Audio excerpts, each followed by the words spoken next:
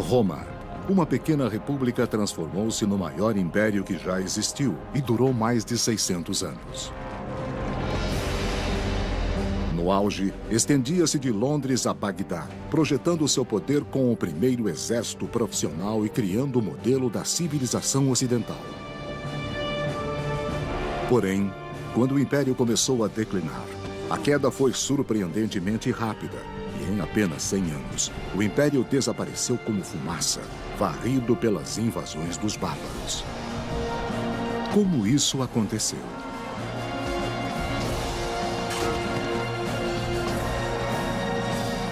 Roma, ascensão e queda de um império. A primeira guerra contra os bárbaros.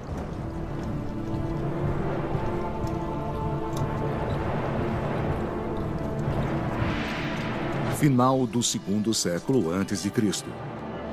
100 anos antes da crucificação. 10 anos antes do nascimento de Júlio César. Roma passa por uma transição que mudará sua característica fundamental para sempre. É um momento de conquistas. Roma vinha de 150 anos de expansão territorial bem-sucedida. Tinham vencido Cartago, o grande inimigo em todo o mar Mediterrâneo na África, e tinham começado a se expandir para o norte. Fizeram conquistas difíceis de manter na Espanha. Enquanto os romanos abriam caminho no mundo com conquistas brutais, a República confrontava acontecimentos que obrigaram os romanos a abandonar o governo do Senado e a aceitar a ditadura absoluta de um imperador. Tudo começou com a Primeira Guerra contra os bárbaros. No ano 113 a.C., Roma dominava todo o Mediterrâneo, mas novas terras criavam novos inimigos. Os romanos sabiam que havia povos mais distantes, especialmente ao norte, e que esses povos eram, segundo diziam, mais formidáveis do que os exércitos que haviam derrotado antes, e ficaram preocupados que esses povos viessem para a Itália. Além das fronteiras da civilização romana, os soldados enfrentavam guerreiros diferentes, a quem chamavam de bárbaros, uma palavra que significa estrangeiro e rude. Qualquer pessoa que não seguisse os costumes clássicos, não falasse idiomas clássicos, latim ou grego, era considerada muito diferente ou outro bárbaro. E Roma os considerava muito menos capazes e muito menos civilizados. Apenas a Cordilheira dos Alpes mantinha afastados os bárbaros do norte. A Cordilheira dos Alpes, no norte da Itália, é como a rolha em uma garrafa. E mantinha os bandidos longe do ponto de vista romano, mas os romanos não controlavam essa rolha. E por isso eles sabiam que ela podia estourar a qualquer momento e o inimigo poderia invadir a Itália, ou melhor, isso era o que temiam.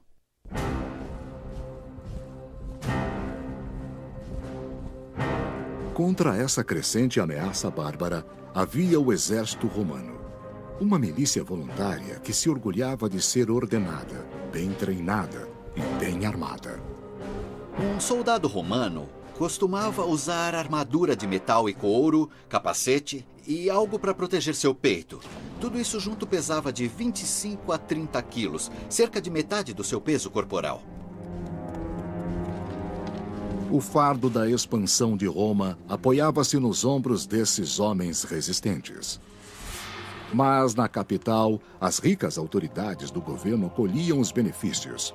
Roma ainda não era um império, mas uma república, governada pelo Senado. No topo da hierarquia, havia 2 chefes eleitos, chamados de cônsules. Então, preste atenção. Eles eram as maiores autoridades civis e militares em Roma. Acima de tudo, sua responsabilidade era liderar o exército. Porque a segurança nacional vinha primeiro. Mas eles também eram, devido à sua enorme proeminência, muito importantes na definição da agenda para a política, para a legislação e a reforma. Embora a República Romana tivesse ideais democráticos, os homens não eram todos iguais. Os soldados venciam as batalhas, mas não podiam chegar à posição de cônsul.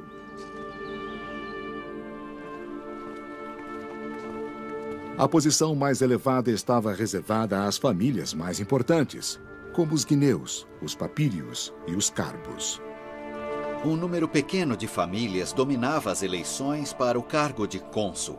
Isso era parte de uma crença de que Roma realmente precisava do tipo de honra que vinha de uma longa história de uma família distinta. Com a expansão de Roma, essa honra não se baseava mais no mérito, mas no dinheiro. O que aconteceu é que, conforme Roma conquistava mais territórios, mais riquezas fluíam para a cidade.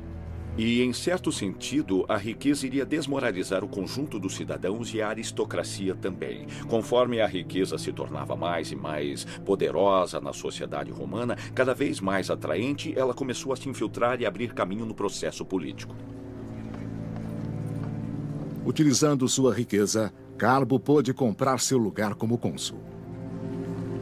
Em termos de campanha, uma das coisas que se vê na República é que o sistema se tornou extremamente corrupto. Existiam pessoas que concediam todo tipo de favores, qualquer tipo de presente ou de remuneração para conseguir seu voto. Mas ao norte, a perigosa tribo dos tímbrios estava em movimento. Eles saíram do norte da Europa e foram em direção ao território romano. Os tímbrios causavam terror, segundo Plutarco, o famoso escritor antigo. Acreditava-se que fossem tribos alemãs, devido ao seu grande porte, aos olhos azuis e ao fato de seu nome, timbre, significar saque. Liderados pelo guerreiro Boiorix, a horda deixou uma trilha de destruição em sua esteira. Eram povos característicos da Idade do Ferro. Não sabemos exatamente o que buscavam. Eles podiam estar em movimento a fim de atacar e invadir as províncias que estavam enriquecendo com o comércio de Roma. Podiam também simplesmente estar vindo tentar a sorte no que percebiam como terras mais ricas no Mediterrâneo. Os tímbrios não foram os únicos atraídos pela riqueza de Roma. Outras duas tribos juntaram-se a eles, os teutões e os ambrones. Os exércitos das três tribos bárbaras seguiam direto para uma passagem dos Alpes, e daí para o território romano, guardado pelos aldeões da Nórica. A Nórica não era território romano, mas por situar-se na fronteira, mantinha vínculos com Roma. A Nórica é a área onde hoje fica a Áustria. O povo que vivia lá, os nóricos, ou seja, o território tem o nome deles, os habitantes de lá, os nóricos, controlavam as passagens dos Alpes. Os romanos comerciavam com os nóricos, pois a habilidade deles no trabalho com metais preciosos e ferro era famosa. Os nóricos tinham abundância de matérias-primas como ouro, prata e sal. A mineração de sal nos Alpes é uma importante indústria. Os romanos realmente precisavam de grandes quantidades de sal para conservação, e ele tinha de estar à mão todo o tempo. As aldeias nóricas eram um alvo irresistível para os guerreiros tímbrios. Eles eram ávidos por saque e bem armados para o ataque. Na época que estamos falando, primeiro e segundo séculos antes de Cristo, os tímbrios tinham ótimas espadas, lanças, escudos, capacetes eram raros, mas eles estavam bem equipados com tipos muito bons de armas. Os bárbaros queriam mais do que a riqueza nórdica. O que os bárbaros do norte mais queriam era a terra. Não estavam ali para saquear e partir, queriam viver perto dos romanos. os artesãos nórdicos não tinham chance contra os guerreiros do norte.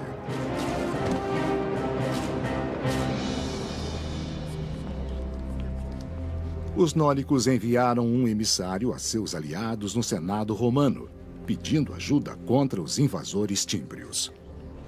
Ele procurou o aristocrata Carbo, cuja politicagem o levara à posição de cônsul, cargo de maior prestígio em Roma.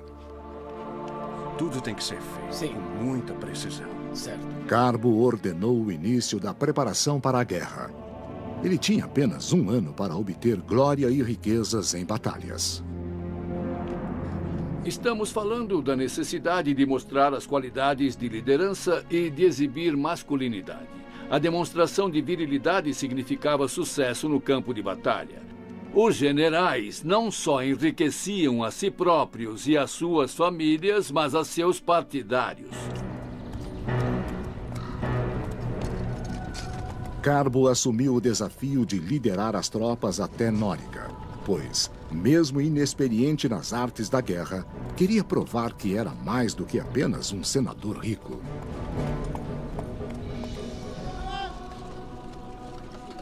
Ele chegou a Nórica no comando do exército romano. Depois de 1 século de vitórias, eles estavam confiantes. Os tímbrios disseram que não sabiam que estavam num território onde não deveriam estar. E enviaram embaixadores. Os bárbaros nunca tinham visto um exército tão bem equipado e disciplinado. O chefe Boiorix disse a Carbo que seu povo só queria retornar em paz e Carbo concordou em deixá-los partir. Mas não há glórias na trégua, e o general romano criou um plano para obter a vitória de que precisava. Carbo fingiu negociar e depois ele enviou as tropas por um atalho para atacar os tímbrios antes que os embaixadores voltassem, pensando que esse ataque surpresa funcionaria. Mas o plano de Carbo deu errado. Carbo, o comandante romano, emboscou os embaixadores tímbrios, mas fez isso de um modo que provocou uma desgraça. Alguns embaixadores tímbrios sobreviveram e falaram aos outros bárbaros sobre a traição. Furiosos, os bárbaros juraram não partir antes de obter uma vingança sangrenta.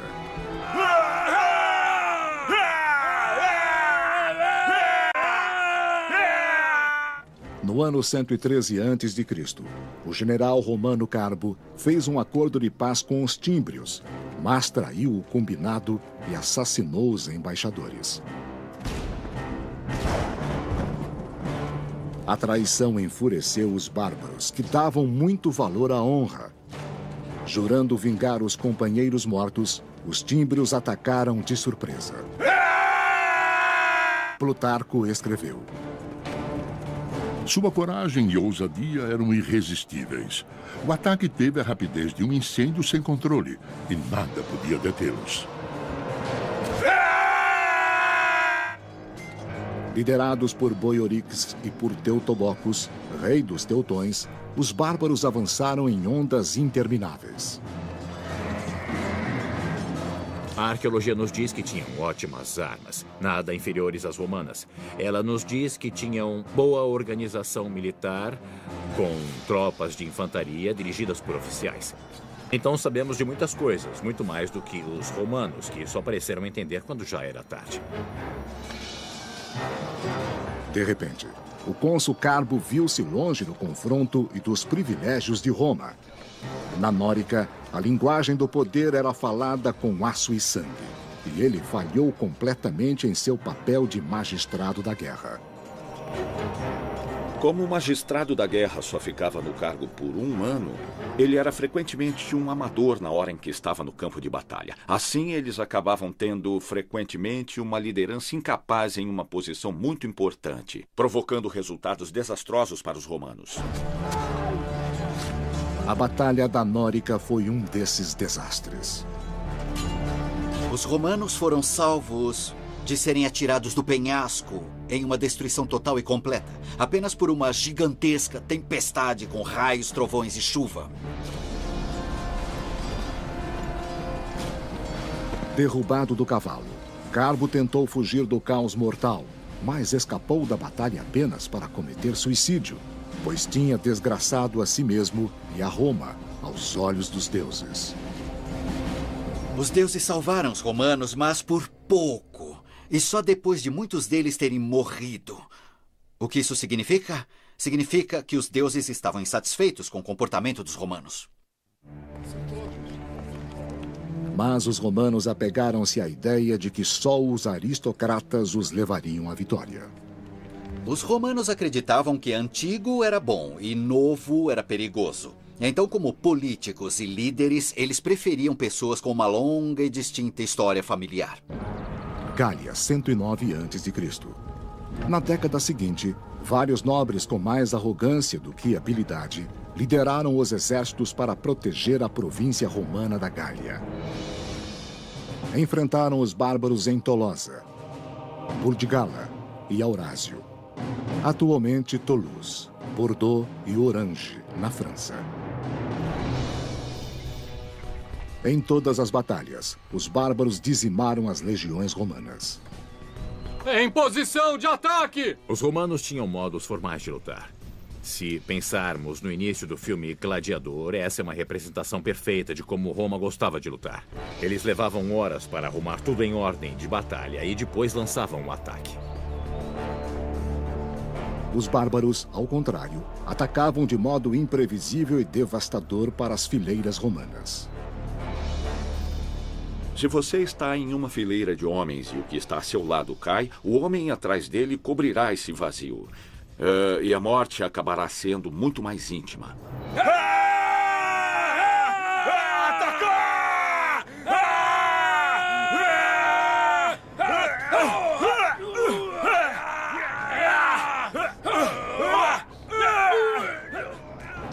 As baixas foram enormes.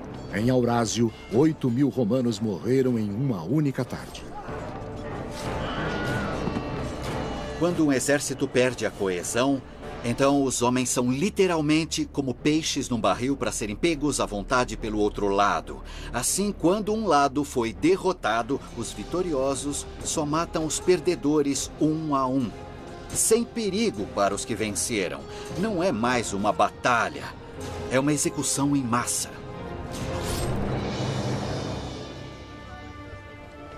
Tudo tem que ser feito com muita precisão. Certo. No ano 105 a.C., os tímbrios e seus aliados queriam mais do que sangue e despojos romanos. Eles queriam criar raízes. Então, preste atenção. Sim. Eles eram fazendeiros, eles realizavam comércio, eles viviam em pequenas aldeias, cultivavam trigo, cevada, centeio, aveia, muitos tipos diferentes de cereais. Cultivavam lentilhas, ervilhas, vagens e outros tipos de leguminosas. O gado era extremamente importante. Porcos, ovelhas e cabras também eram criados. Essa vida doméstica alarmou os romanos. Para eles, a única coisa mais ameaçadora que um bárbaro era uma mulher bárbara. A presença de mulheres era um modo romano de comunicar que essa era uma invasão para colonização. Em outras palavras, que esse é um grupo que está vindo para mudar significativamente o modo em que vivemos, para ameaçar nossos valores básicos. Se fosse só um ataque feito por alguns jovens, poderíamos cuidar disso. Mas quando há mulheres no grupo, temos a característica da migração e o aspecto da permanência, que exige uma solução mais dura e de longo prazo. Era preciso um general que expulsasse os bárbaros de uma vez por todas. O herói de que Roma tanto precisava surgiu em outra fronteira, a 1.600 quilômetros de distância, na Numídia, onde hoje fica a Argélia. Por 8 anos, os romanos tinham sido derrotados. Mas isso mudaria. O nome do Salvador era Mário. Com coragem e astúcia, ele esmagou os exércitos da Numídia, do rei Jugurta.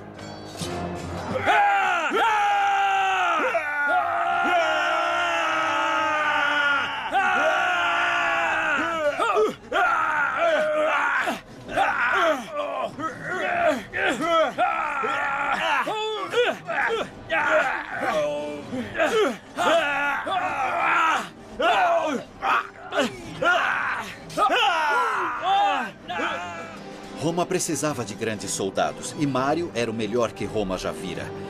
Como ele era um ótimo comandante, Mário podia escolher o momento certo e o lugar certo para a batalha. Mas além disso, ele também conquistou a lealdade e a amizade de seus soldados. Ao desmontar e cavar valas com eles, ao comer a mesma comida rude, ao se manter em melhor forma do que eles se mantinham, mesmo eles sendo os melhores soldados do mundo. Seus talentos eram naturais, pois Mário não era um aristocrata e falava com orgulho de sua origem humilde.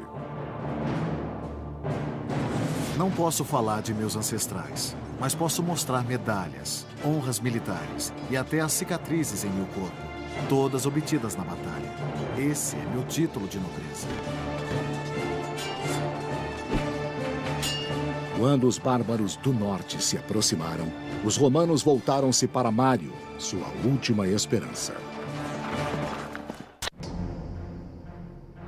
No final do segundo século a.C., uma tribo bárbara, os tímbrios, e seus aliados, os teutões e os ambrones, aproximavam-se da fronteira norte. Roma voltou-se para seu maior general e novo cônsul, Mário. Ele era um comandante experiente e não se podia facilitar com inimigos como teutões e tímbrios que tinham derrotado exército após exército. Era preciso cuidar do problema urgentemente e assim era preciso enviar um líder capaz para a batalha. Roma, Itália, 104 a.C. Mas nem o grande Mário poderia liderar sem homens que o seguissem. Devastada por uma década de guerras, Roma enfrenta uma falta crítica de soldados. Com tamanha perda de homens contra as tribos alemãs em 113, 109, 107, 106 e 105, como os romanos tiveram, isso traumatizou muito a sociedade romana. Apesar de uma intensa campanha de recrutamento entre os proprietários, ele não encontrou um bom número de soldados. Nós estamos aqui procurando soldados. Para estar no exército romano na República, era preciso ter um certificado de propriedade. Era preciso ser uma pessoa de meios. Isso causou alguns problemas para o exército romano porque houve falta de mão de obra.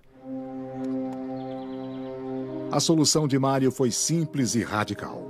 Ele enviou os recrutadores para buscar soldados entre os pobres sem terra. Não era preciso ser proprietário para ser cidadão romano. Então, por que ter de ser proprietário para ser legionário? Muitos queriam ser soldados, era um bom trabalho e devia ser um trabalho empolgante. Havia oportunidades para saque, vinho, mulheres e música, chances de ver o mundo às custas do governo, etc. As mesmas coisas que vemos em nossos cartazes de recrutamento. É um bom trabalho. Mário disse que todos podiam entrar para o exército. Isso deu aos romanos uma fonte muito maior de homens e soldados para fortalecer suas legiões. Porque na sociedade romana havia muito mais pobres do que homens da classe média. Os antigos julgavam os recrutas pela renda. Mário julgava-os pelo potencial de luta. Se vencessem um legionário, venceriam os bárbaros. Ao ampliar a busca de legionários no proletariado, o resultado bem rápido foi que os soldados comuns ficaram mais dependentes do sucesso do comandante. O general devia pagar seus homens, fazer isso assim que pudesse e ser generoso. Atraído pela promessa de riqueza, um novo tipo de soldado romano marcha para a guerra. Mário promete dar-lhes tudo de que precisarão. Vou ensiná-los a derrubar um inimigo, a não temer nada, exceto a desgraça, a dormir no chão nu e a trabalhar duro sem comer. No ano 104 a.C., Mário e seu exército partiram para a Gália, ao encontro dos tímbrios. Para a sorte dos romanos, no mesmo momento, os bárbaros deixaram a Gália e atacaram a Espanha. Foi um erro tático que deu a Mário um tempo valioso. Mário montou seu exército do zero. Ele não só os acostumou aos rigores da vida de soldado, mas os fez gostar disso. Mário fez muitas inovações no exército. Ele deu uma águia a cada legião, uma águia de prata como seu emblema. Ele treinou seus homens para carregarem o que precisavam nas campanhas, para poder se mover depressa. Mas ele os carregou tanto que eles acabaram se chamando de mulas de Mário. Mário não precisava de animais de carga para que seu exército lutasse. Ele já tinha mulas de 2 pernas. E eles eram mais eficazes, eles eram mais flexíveis. E essa flexibilidade das legiões foi ampliada pelas reformas militares de Mário, incluindo a padronização do equipamento. Bem equipados e unidos, os homens de Mário ainda não tinham sido testados. 2 anos se passaram sem sinal dos bárbaros, mas o medo permanecia. Em pânico, os romanos ignoraram as tradições e reelegeram Mário como cônsul, o comandante da guerra. Parte do problema foi que, para lidar com a ameaça do norte, foi preciso dar a Mário um comando extraordinário nos anos 104, 103, 102, 101 e 100. Ele foi cônsul 1, 2, 3, 5 vezes. No ano 102 a.C., a ameaça tornou-se real. Os tímbrios, os teutões e os ambrones vieram do norte e do oeste em um curso de colisão com Roma. Mário construiu uma fortaleza perto de Aurásio e enviou outro exército para a Nórica. As passagens dos Alpes para a Itália precisavam ser protegidas. Semanas depois, os teutões e os ambrones rodeavam o forte de Mário, e eram uma visão terrível segundo Plutarco. Seu número parecia infinito. Tinha aparência horrenda e sua fala e gritos eram diferentes de tudo que já se ouvira antes. Mas Mário obrigou seus homens a olhar e aprender. Mário era um militar brilhante, que entendia a vida, os pensamentos e a psicologia do soldado. O que Mário deu à República de Roma foi a confiança de que os romanos podiam vencer os piores bárbaros do mundo. A fortaleza resistiu, e os teutões e ambrones não passaram. 150.000 bárbaros seguiram para o sul em busca de outra passagem alpina. Os romanos o seguiram à distância, sem forçar a luta antes do lugar e momento certos. Mário já escolhera o campo de batalha onde poderia demonstrar a força de seu exército pouco convencional. No ano 102 a.C., milhares de bárbaros se aproximavam da Itália.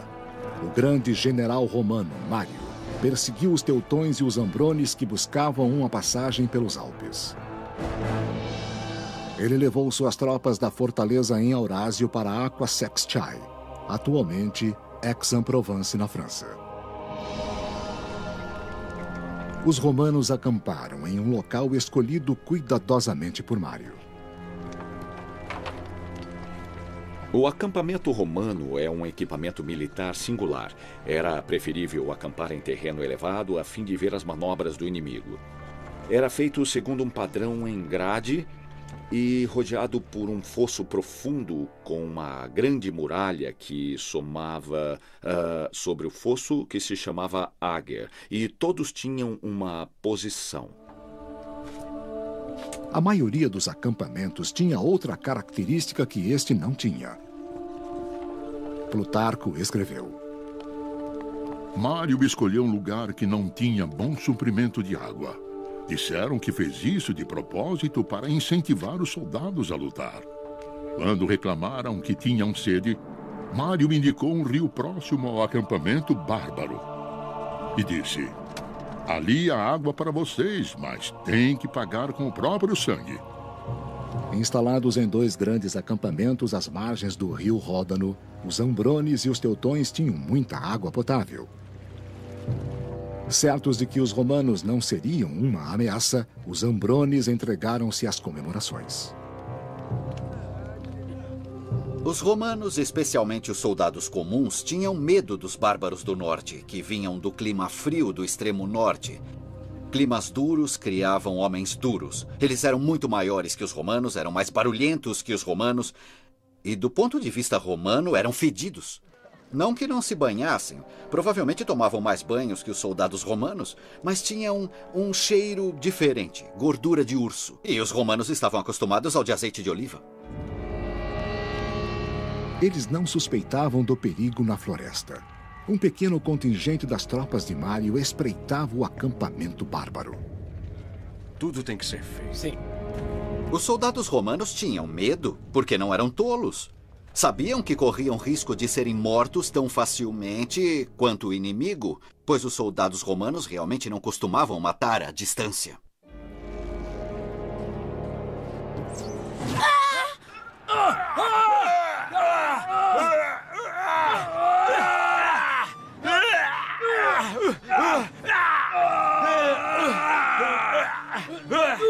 Os soldados de Mário lutaram corpo a corpo, mas os bárbaros eram numerosos. Quando a derrota ameaçava, Mário enviou reforços e os romanos obrigaram os ambrones a retroceder para o acampamento. Então a batalha tomou uma estranha direção, como conta Plutarco. As mulheres saíram armadas com espadas e machados, soltando gritos horríveis. Elas se lançaram na luta. E, embora seus corpos estivessem feridos, seus espíritos aguentaram até o final. As mulheres bárbaras sempre iam ao campo de batalha. Às vezes, as mulheres colocavam as carroças logo atrás dos homens para que eles não pudessem se retirar da batalha. Elas bloqueavam os homens. As mulheres eram tão cientes de seu senso de honra e liberdade que achavam que a morte era melhor que a derrota.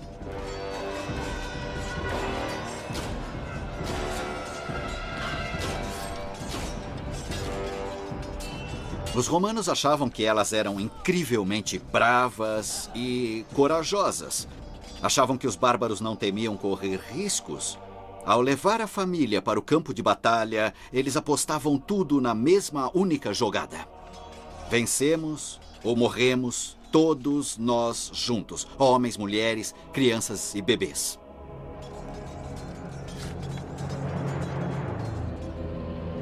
Os romanos tinham algo a proteger: sua honra e sua terra. Com o que Mário lhes ensinara, eles conseguiram a primeira vitória sobre os invasores em mais de 10 anos.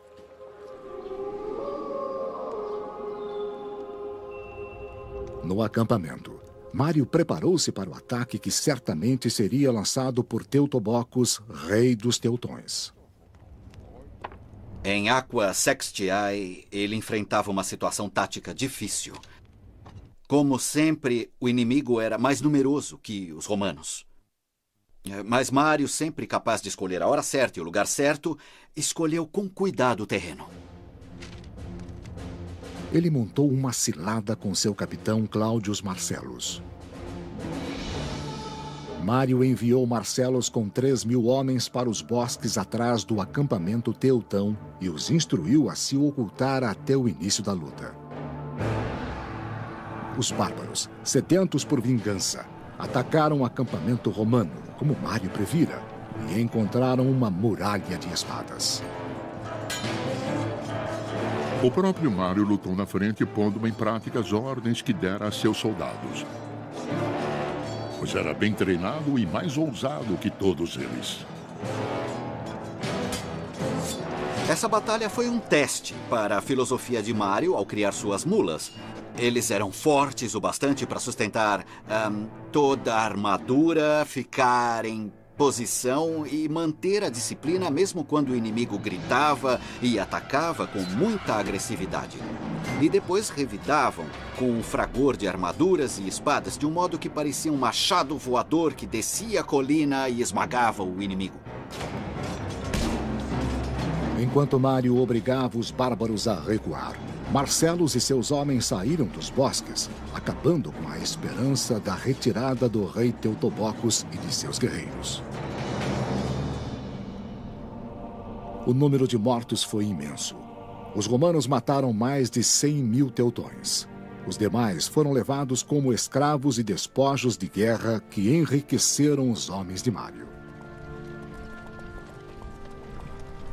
Ele não era apenas patrono dos soldados, era muito generoso com todos os romanos. Mário, ao monopolizar o poder no nível mais alto, na verdade se tornou patrono até mesmo dos que faziam parte do Senado. Roma, Itália, 102 a.C. Há muitas riquezas para todos. Depois da vitória, os romanos reelegeram Mário para a posição mais importante de Roma. Ele seria cônsul pelo 5º mandato. Havia muito medo de que os bárbaros viessem em ondas pelas passagens dos Alpes que os romanos não controlavam, arrasassem a Itália e saqueassem Roma, e os políticos não quiseram arriscar. Roma não estava fora de perigo. Mário esmagara metade da horda bárbara, mas os tímbrios ainda estavam à solta.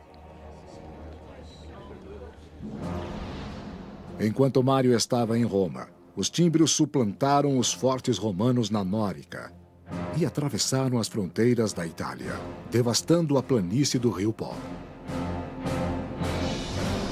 Só um homem tinha coragem e ousadia para enfrentar essa crise: o cônsul Mário. Em 102 a.C., os homens de Mário massacraram a tribo bárbara dos Teutões, no sul da Gália, destruindo metade da força bárbara. Mas os tímbrios atravessaram os Alpes austríacos. Mário partiu de Roma e se dirigiu para a planície do rio Po, jurando eliminar os bárbaros. Norte da Itália, 102 AC. Quando Mário chegou, os tímbrios enviaram um emissário. Não pretendiam atacar, mas tinham exigências. Os tímbrios vieram para dizer: queremos terra, é isso que queremos, não queremos lutas. Queremos terras como as terras que deu para a tribo vizinha do outro lado das montanhas da França. Os tímbrios pareciam não saber do massacre que se abatera sobre os teutões. Nós precisamos ver as provas. Então Mário, com um sorriso falso no rosto, talvez meio sem jeito, disse: não tem com que se preocupar. Seus amigos já receberam as terras. Ficaremos felizes em dar a mesma terra a vocês. Ou seja, os túmulos deles na terra. Nós precisamos ver as provas agora. Desconfiado, o tímbrio pediu provas, como conta Plutarco. Mário zombou. Seu amigo está aqui. Não vá embora sem cumprimentá-lo. E ordenou que Teutobocos, o rei dos Teutões, fosse trazido acorrentado. Mário não faria acordos com os tímbrios. O enviado partiu jurando vingar os aliados vencidos. Apesar da vitória de Mário sobre os bárbaros, os romanos ainda eram em menor número que os guerreiros do norte. Com a batalha se aproximando, o general ordenou um sacrifício de animais.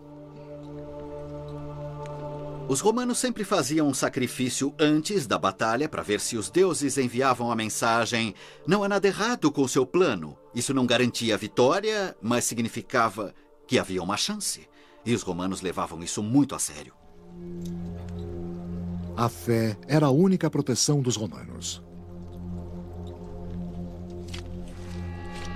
Muito sangue seria derramado no dia seguinte e os deuses diriam de quem seria esse sangue. Mário buscou um sinal nas vísceras e descobriu que os deuses estavam a seu lado.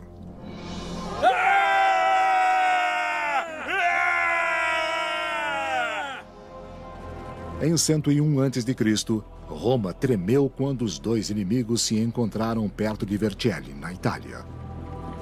A cavalaria tímbria, com 15.000 homens, chegou ao campo de batalha. Logo atrás, a infantaria movia-se como uma nuvem de gafanhotos. Enquanto as fileiras romanas entravam em formação, Mário apelou aos deuses. Plutarco escreveu: Mário lavou as mãos e as elevou aos céus, jurando sacrificar 100 animais se a vitória fosse romana. Os romanos somavam cerca de 50.000 homens, que enfrentaram o dobro de tímbrios. Era o pior pesadelo dos romanos, mas Mário foi muito inteligente. Ele colocou suas tropas em posição primeiro para que o sol nascesse atrás dos soldados romanos. Quando o sol brilhou com toda a força, ele refletiu as armaduras brilhantes dos romanos. E os bárbaros pensaram que os céus estavam em chamas, como se os deuses tivessem enviado raios para ajudar seus inimigos. Percebendo a ansiedade dos tímbrios, os romanos atacaram.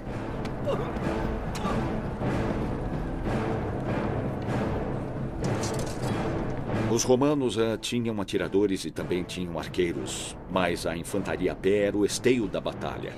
Eles ficavam cobertos de sangue e ouviam os gemidos da pessoa que matavam e dos que morriam a seu lado. Não era possível ver o que ocorria atrás ou ao lado porque usavam capacete. Mal dava para ouvir e só era possível ver bem em frente. Era preciso ter coragem e dedicação para superar o medo em um grau surpreendente e enorme. Em Vercelli, os romanos mataram 120.000 tímbrios. E, além disso, afastaram o medo que aterrorizara Roma por 13 anos.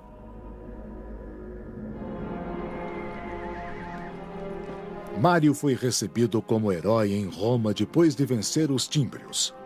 As multidões o saudaram, e apesar da regra de que um cônsul não deveria ser reeleito, ele foi aclamado como cônsul mais uma vez.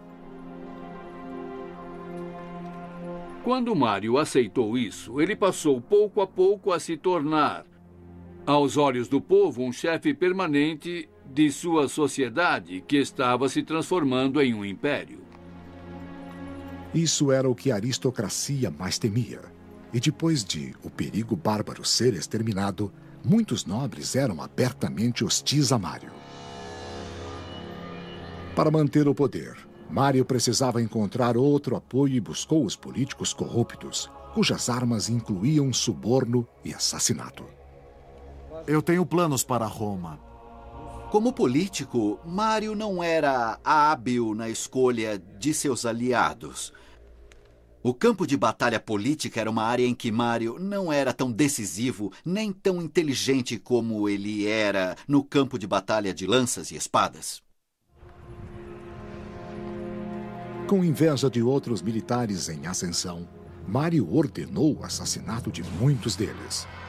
Sob sua liderança, a violência substituiu o debate na resolução das diferenças políticas.